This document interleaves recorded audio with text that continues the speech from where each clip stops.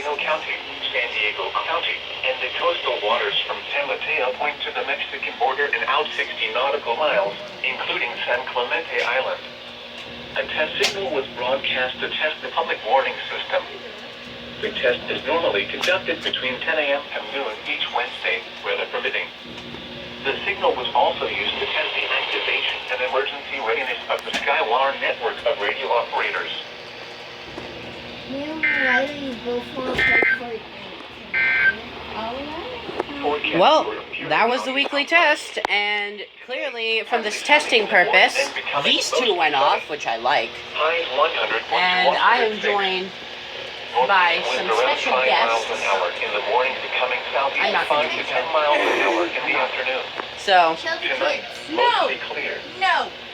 Yes, I'm joined by my cousins. So yeah, from what it looks like, it was a perfect activation.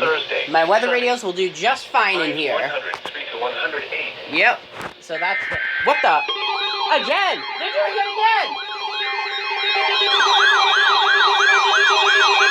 What the heck is this madness?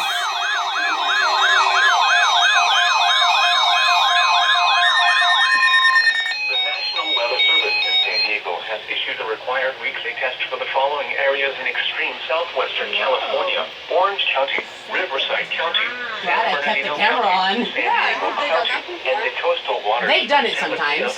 They decoded it as a 1 hour and then they corrected it for 15 minutes. San Clemente Island. That happens. Broadcast to test the public warning system. The test is normally conducted between 10 a.m. and noon each Wednesday, weather permitting. The signal was also used to test the activation and emergency readiness of the Skywire network of radio operators. Oh, there's always a street down this way. I know. That was strange. This was nothing like I've ever seen. Normally they would just do it a few minutes, not a few seconds, but okay. That's gonna get some views. So, see y'all in the next video. That was a double weekly test.